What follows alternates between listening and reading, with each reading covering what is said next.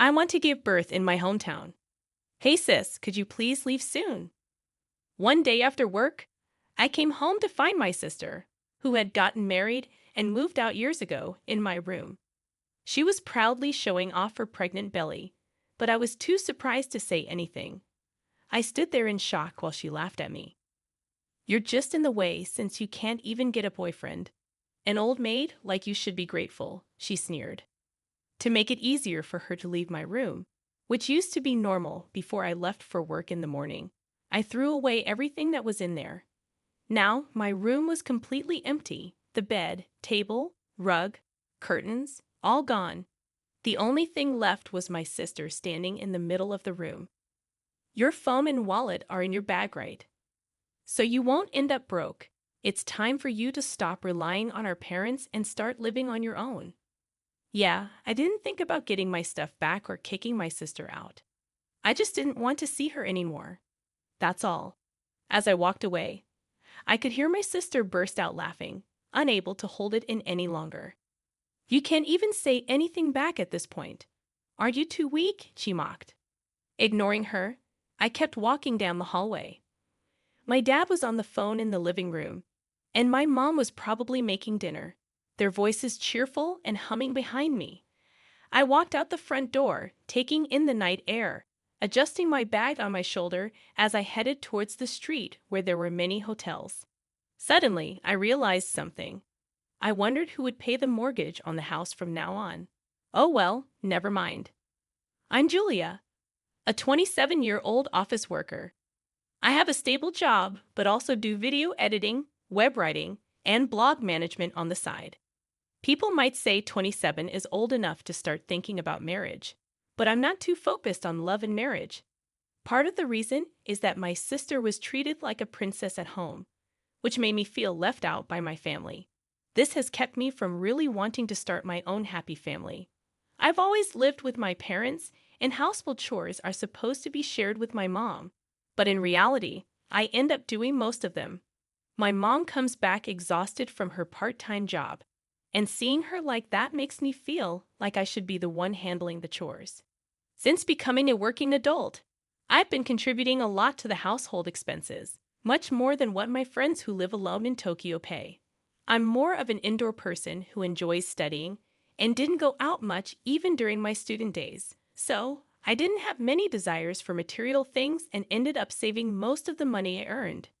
Even after starting work, I didn't spend much on myself and gave more money for household expenses, thinking it would help my parents. Furthermore, since last year, I've been helping with the mortgage payments at my parents' request. They seem to think it's okay for me to contribute more to the household and mortgage payments because I have a steady income and am responsible. However, I feel like my parents aren't very interested in me because their attention has always been on my sister Kristen, who is a year younger than me. Kristen is outgoing and active. She used to go out somewhere every weekend during her student days. Naturally, my parents thought her lifestyle required money, so even when she lived at home, they never asked her to contribute to the mortgage or household expenses. It seems my parents have gotten used to thinking of me, the older sister, as low maintenance, while my sister requires more attention. Recently, my sister moved out to live on her own. Her workplace wasn't far from our parents' home, and when I asked her why she decided to live alone, she said, I wanted to try living by myself. I want to go out at night and be able to invite my boyfriend over. This answer was far from what I had imagined. I thought she moved out to make things easier for our parents or to become independent. On the other hand, I had no intention of leaving our parents' house and believed it was natural to help each other out as a family, even if it meant contributing more to the living expenses. Then, after a while, when I returned home, my sister was waiting for me saying, Welcome back, sis. I often feel like my parents are more interested in my younger sister Kristen than in me. Kristen is outgoing and active, always going out on weekends during her student days. Because of her lifestyle, my parents assumed she needed more financial support, so they never asked her to contribute to household expenses or the mortgage when she lived at home. It seems my parents have been conditioned to see me, the older sister, as low maintenance, while my sister gets more attention. Recently, Kristen moved out to live on her own, not far from our parents' home. When I asked her why she wanted to live alone, she said, "I wanted to try living by myself. I want to go out at night and be able to invite my boyfriend over." This answer was far from what I expected. I thought maybe she wanted to make things easier for our parents or become more independent. On the other hand, I never planned to leave our parents' house and believed it was natural to support each other as a family, even if it meant contributing more to household expenses. Then, when I returned home later on, my sister was waiting for me and said, "Welcome back, sis. I'm getting married and we'll have a dinner party. So both families can meet each other. Can you come to the party?" My sister mentioned the party would be at a well-established restaurant in LA and emphasized wearing proper clothes, not my usual plain ones, so she wouldn't be embarrassed. Even though I didn't own any fancy clothes, I decided to attend in my usual suit. It was the most respectful attire I had. My sister's fiancé seemed sincere and was very polite. He made a good impression by saying, "Nice to meet you, sister-in-law. I look forward to getting along." I thought my sister had chosen a good partner for herself. Maybe with him, she might settle down a bit. I thought in a sisterly way. Initially, the atmosphere between both families was formal and tense. But as alcohol was served, the tension eased, and conversation shifted to discussing children after marriage. Our eldest daughter, Julia, is almost 30 and still unmarried without any plans to marry, so it looks like we'll only be able to see grandchildren from our younger daughter, Kristen. My parents said eagerly, "We're looking forward to it so much. I want to have children right after getting married, maybe 3, Kristen said, and the conversation became lively. Suddenly, I noticed my sister's husband had a forced smile, looking uncomfortable, as if his earlier cheerful smile was a lie. I felt he was also uncomfortable, just like me. I wished the party would end soon. Since then, my parents started doting on my sister, as if she were an investment for their first grandchild.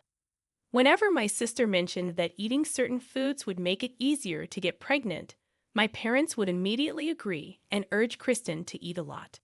"There might be a chance I can't get pregnant because of tight clothes," she said one day, and they rushed to a department store to buy her a dress.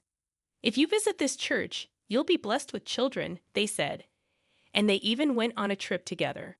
My parents doing whatever my sister said was usual for me, so I didn't think much of it other than, they're doing their usual thing. One day, my sister made a sarcastic remark to me about not getting married or showing any effort to give our parents a grandchild. "It must be nice being carefree and single. Aren't you planning to get married and move out soon? With that plain face of yours, no man would come near you. You need a bit more sex appeal. Should I teach you how to do your makeup?" she laughed. Her words irritated me, but I knew arguing back would only lead to a fight, so I stayed silent. My sister has always been confident that she's more loved by our parents than I am, and she often speaks to me in a strong tone. Then, one day, my sister got pregnant. I wondered if she could truly become a mother, but I thought maybe it would be okay with her husband. My sister said, "Since I'm pregnant, I don't want to cause trouble at work and I want to focus on parenting," and she easily quit her job. However, her husband thought that solely parenting on his salary wouldn't be practical, but my sister didn't listen and quit her job anyway. One day, when I returned from work, I noticed my room's door was slightly open, which seemed out of place since I'm quite meticulous about keeping it closed. At 4 o'clock, I'm meticulous about keeping everything neat. Closets and drawers are always closed, especially my room's door. My parents wouldn't have come in to clean because I handle all the cleaning myself. Nervously, I opened the door to my room and was shocked. There was nothing inside. I didn't have many belongings, but I kept things precious to me since childhood in labeled storage boxes stored in the closet. Gone were my electronic dictionary, my grandparents' gifted commuter pass case, my diplomas, trophies, and albums, old and worn out, but precious to me. Standing bewildered in the empty room, I heard a familiar voice from behind. "Oh, you're back. Sis, I decided to come home for my childbirth. looking at my sister's face as she spoke with a laugh. I immediately knew she must have moved my things. Kristen, where did you put my stuff? In the closet? I asked in a panic. But my sister, still laughing, said, "What's the rush? It wasn't anything important, right? Just junk." Being told my precious belongings were junk made anger well up inside me.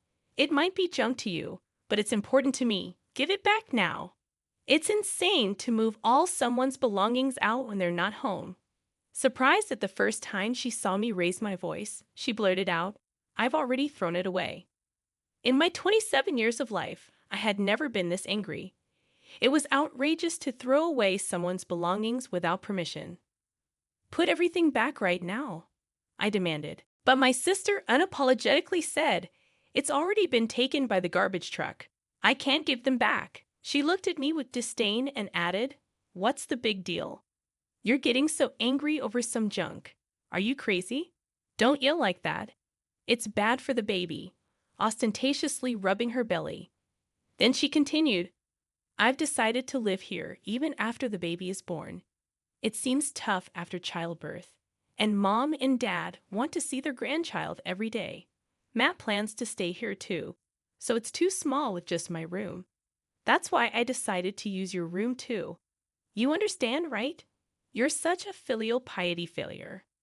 I was utterly astounded by her selfish behavior. Going to our parents' home for childbirth is supposed to be a temporary return, but living here with her husband and child is simply cohabitation, isn't it? And then to unilaterally label someone as a failure in filial piety. My anger bubbled up. "Do you even realize you're being a failure in filial piety, staying at home without getting married, and as the eldest daughter, not even bringing in a son-in-law? I'll show them a grandchild's face and create a life where we can live together and see each other every day. Who do you think is doing more for our parents?" She was unilaterally declaring as if it were all my fault, but there was no way I could just sit back and listen to her. "If you want to live in this house as a family, that's something the whole family should discuss, especially since you want to use my room. You should have said something sooner if you had a set date for returning." At that point, my sister interrupted by banging loudly on my room's door. "Shut up. See, you're always like this, making a fuss.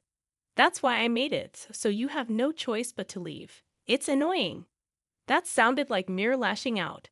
Trying to use someone's room without permission and having thrown out the current resident's belongings. Yet she spoke as if she were the victim. Kristen banged on the door over and over again. "You're in the way. Leave. Don't ever come back." I was beyond flabbergasted. "Then, as you wish, I'll just leave. I don't have any belongings left. No need to pack." My immense anger had now turned into sheer astonishment. I even felt like I never wanted to see her again. I turned around and headed straight for the entrance. My parents didn't seem to notice me returning and immediately leaving through the front door. My father was probably bragging on the phone to a relative about his pregnant daughter coming home to live with them permanently. My mother seemed to be in the kitchen, possibly making my sister's favorite dish, humming a tune. I wasn't living with my family expecting anything in return. The difference in how my sister and I were treated since childhood. I thought it was because she was good at charming our parents, and that was okay. But even after growing up and taking on most of the household responsibilities, this was how I was treated, despite allocating most of my salary to living expenses and the house's mortgage. Yet my sister, who never contributed a penny, was welcomed with open arms. The negative aspects of my parents I had tried not to see, combined with my sister's behavior, morphed into contempt. Without saying "I'm leaving" or "goodbye," I opened the front door. Until that door closed, neither my parents nor my sister said anything to me. Then, a week later at the end of the month, which was payday, I usually transferred living expenses and the mortgage payment to my father's account. But I didn't make the deposit since I don't live there anymore. I don't see why I should pay the mortgage for a house I'm not living in. The housing mortgage was originally taken out by my father, so it was supposed to be planned in such a way that he could comfortably repay it from his income. The household shouldn't become unsustainable, just because I stopped making deposits. However, a little while later, I got a call from my mother. Right off the bat, she said, "Julia, we've received a notice for unpaid mortgage." When I checked, there was no money in my father's account. She rattled on before I could even answer, clearly in a panic. "Julia, do you know why this happened? Don't tell me you withdrew it." In contrast to her frantic tone, I answered calmly, "All I did was stop making deposits. I didn't withdraw anything. If there's an unpaid mortgage, it means the withdrawal couldn't be made, right? Did you make sure there was enough balance on the withdrawal date? You didn't make a deposit." "Why?" She sounded genuinely puzzled. So I became just as confused because it was agreed that I contribute to the living expenses and the mortgage since I was living at home. Once I left, I obviously wouldn't continue to pay, right? I don't live there anymore. It seemed to finally dawn on her as I heard her gasp softly. "So, you don't need to pay the living expenses." "You're right, but could you still contribute to the mortgage? Even living on your own, you should have some leeway, right?" "Sorry, but I can't. My current rent alone is $5,000. I'm stretched thin as it is covering my own living costs, let alone paying for a mortgage on a house I'll never return to." $5,000? You're just an ordinary employee. How could you afford such a place? Hearing my mother's astonished voice, I sighed. That's the same amount I used to give home every month. Asking such a thing now, it's clear you never really cared about me. If that's the case, I can't discuss money with you any further. I'm not your personal ATM. I could hear my mother whimpering over the phone. "No, no," she repeated, her voice thinner than I had ever heard. I felt no pity. A month had passed since I left quietly, yet there was no concern over my well-being. Only about the mortgage and living expenses, my rent, only money. It painfully highlighted that their interest was not in me but in my money. That's why I hadn't felt compelled to share that I was extensively freelancing online, making far more than my father's monthly salary. The house mortgage still has 15 years left, so I was depositing $5,000 every month, including savings. It seems my mother mistook it as my father's income. Given his age and years of service, her assumption was understandable, yet she never noticed the exact amount deposited every month. A glance at my father's payslip would have clarified the discrepancy. Ultimately, my mother didn't care about the source of the money, which is why she failed to notice when the monthly income halved, leading to a shortage and subsequent mortgage payment failures only noticed when prompted by a notice. When the absence was finally felt, she acted in a manner so typical of her, I could only offer a faint smile. Lately, she had been indulging my sister's demands for expensive baby items, further straining their finances. "But without your contributions, we can't make ends meet. Could you send some money as remittance?" "I've told you I can't. Why don't you ask Kristen to contribute a bit for living expenses? If that's not enough, maybe you should increase your part-time work." As I conveyed this, my mother's shriek pierced my ears. "Kristen just had a baby. How can I work more and leave her alone with the baby? Are you suggesting Kristen should work too? How could you say such awful things?" I clarified, that's not what I meant.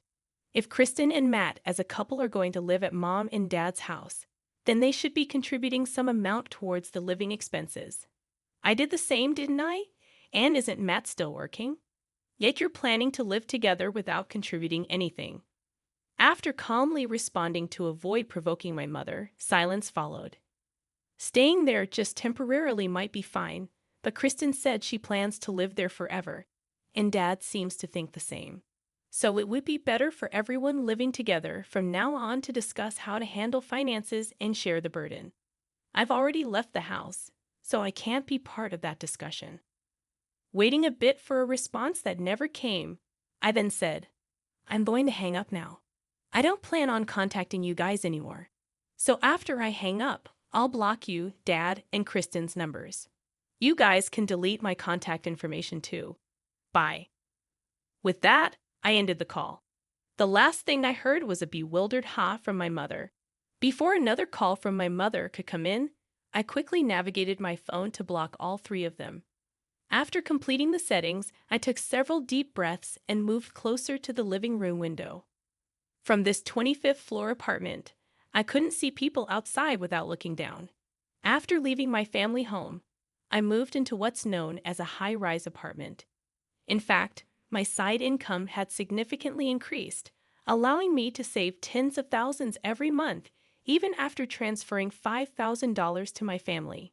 Remembering my mother, who would spend whatever money she had, I felt relieved I hadn't suggested using my savings to pay off the mortgage in full. After all, my parents wanted me out.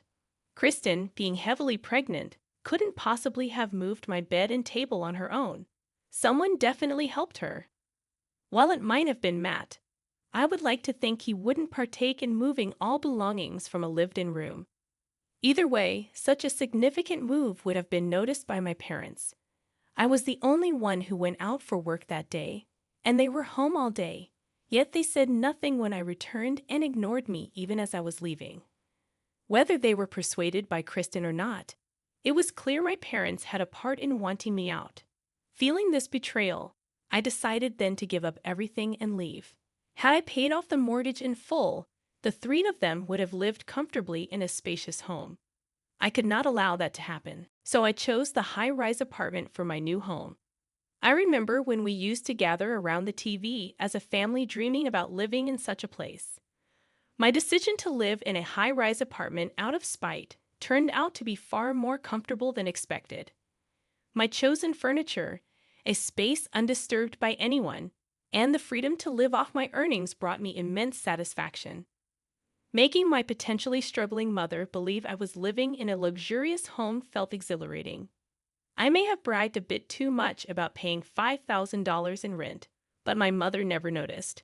Moreover, getting along well with my neighbors on the same and adjacent floors was a delight.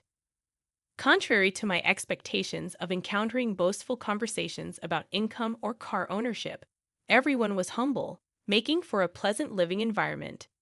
3 months later, my peaceful life was disrupted as I left the office.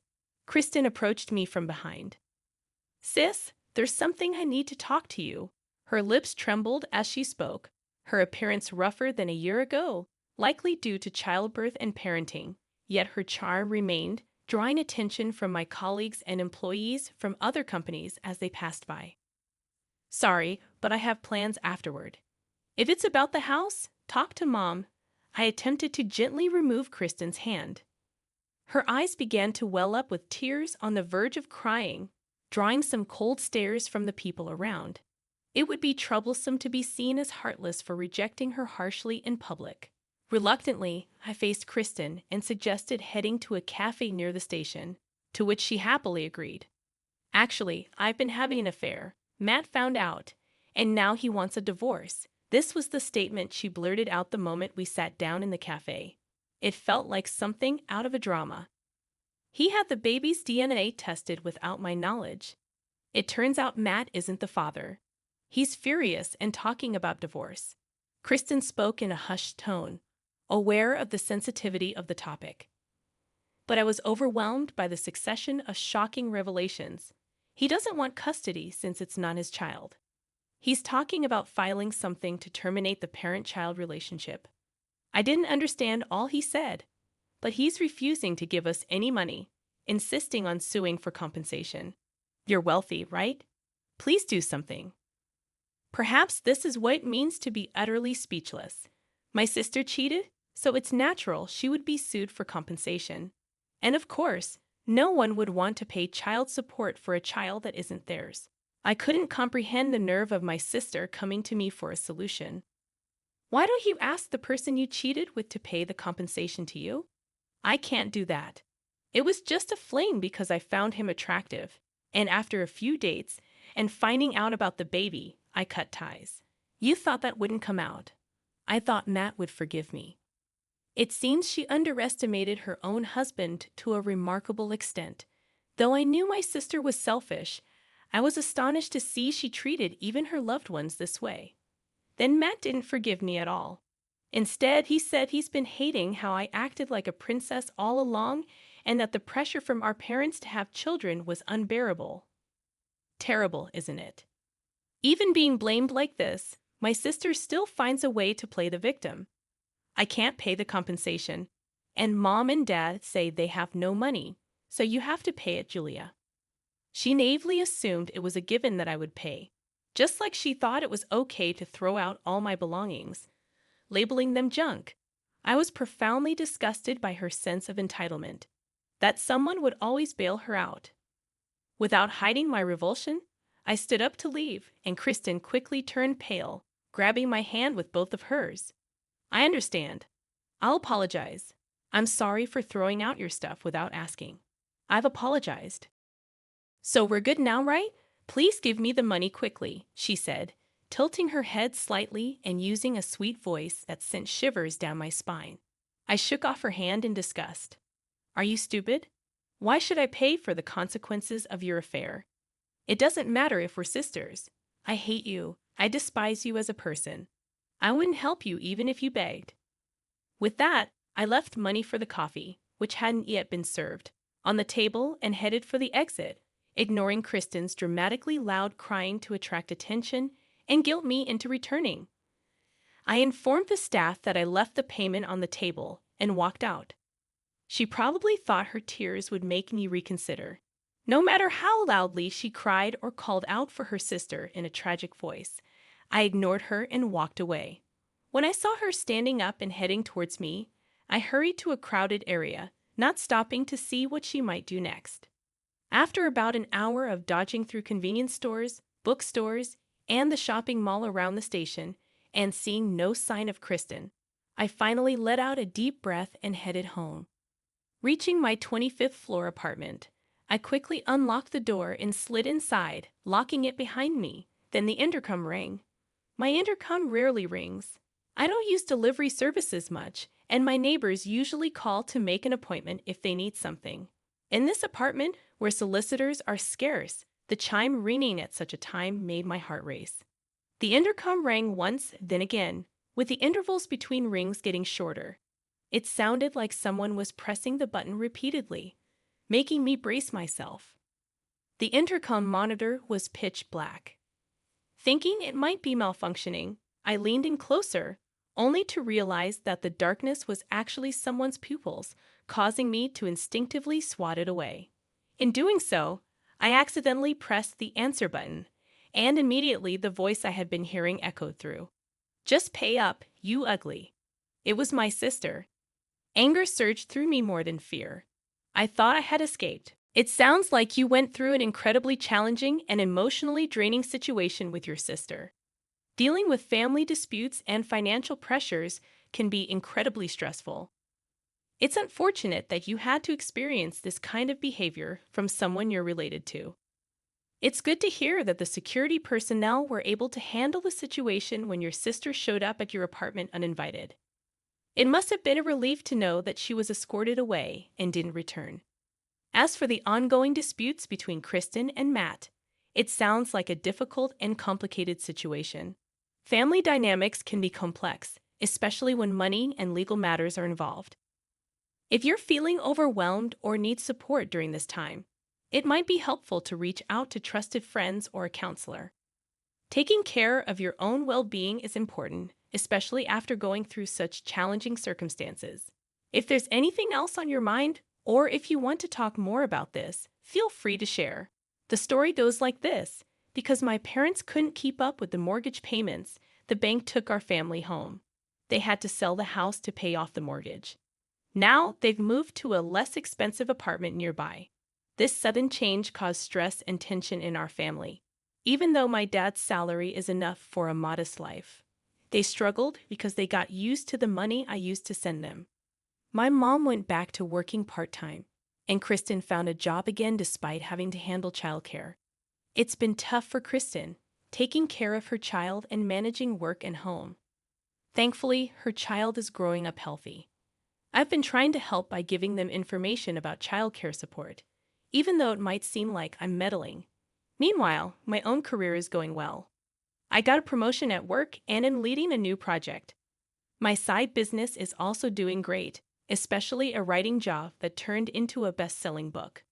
My success has helped my other projects grow too. Overall, Even though I'm tired sometimes, coming back to my comfortable home every day makes me truly happy.